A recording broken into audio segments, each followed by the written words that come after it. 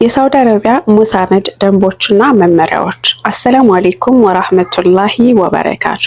ውድና የተከበራችሁ ውድ ቤተሰቦች እንዴት ናችሁ? አልሐምዱሊላህ በጣም ሰላም ነኝ።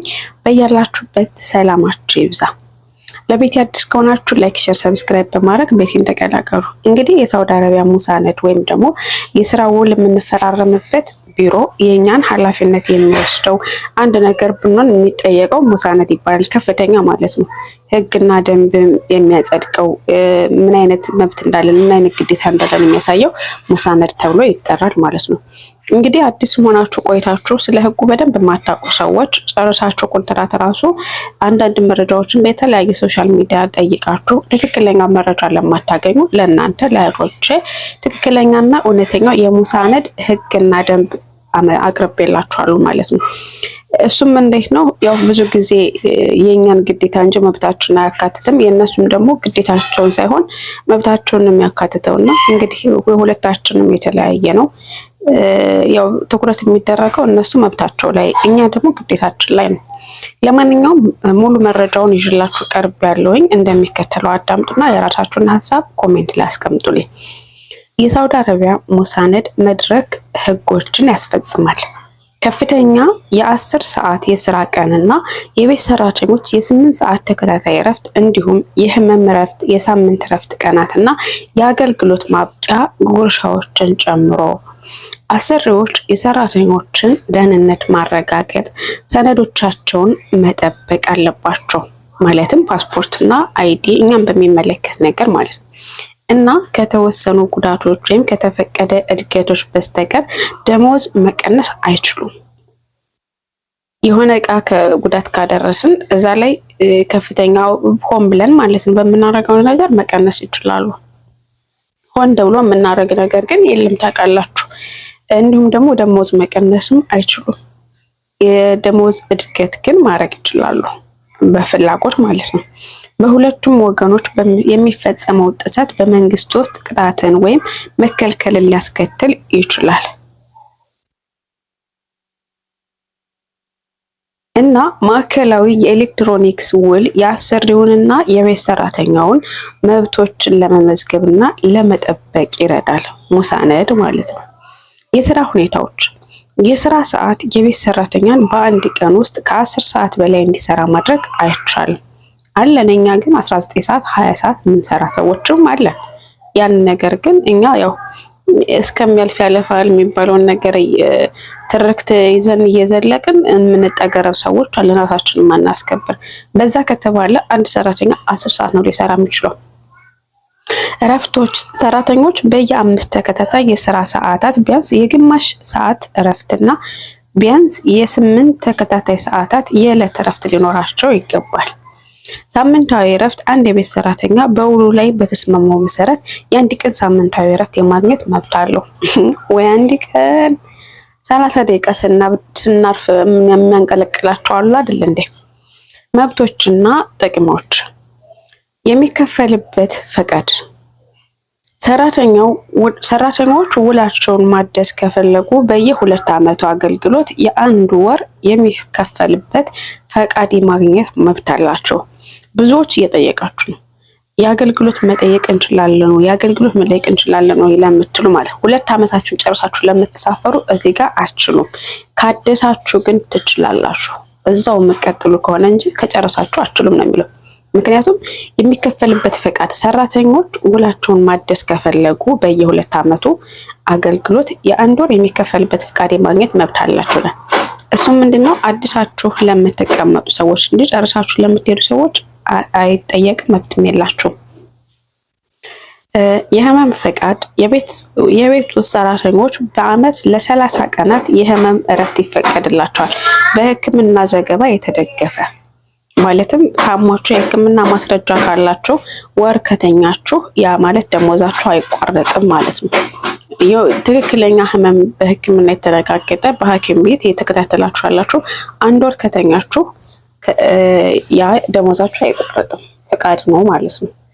የጉዞ ትኬቶች። ቀጣሪው በየ2 ዓመቱ አንድ ጊዜ ለሰራተኛው የጉዞ ትኬት ወጪ ኃላፊነቱን ይወስዳል። እንግዲህ ብዙ እህቶች ትኬትኛ ነን ወይ የምንከፍለው ትኬትኛ ነን ወይ በራስ ነው ተባልኩኝ። ኢቨን አይዲ ማደስ ራሱ በራስ ነው ተብያለሁ የምትሉ ብዙ እህቶች አላችሁና እዚህ ጋር ሰዎቻችሁ ናቸው የትኬት ወጪ የሚሸፍኑት ማለት ነው። የአገልግሎት ማብቂያ ጉርሻ ሰራተኛው ለተከታታይ 4 ዓመታት ካገለገለ ከ1 ወር ደሞዝ ጋር የሚመጣጠን ጉርሻ ይሰጣል።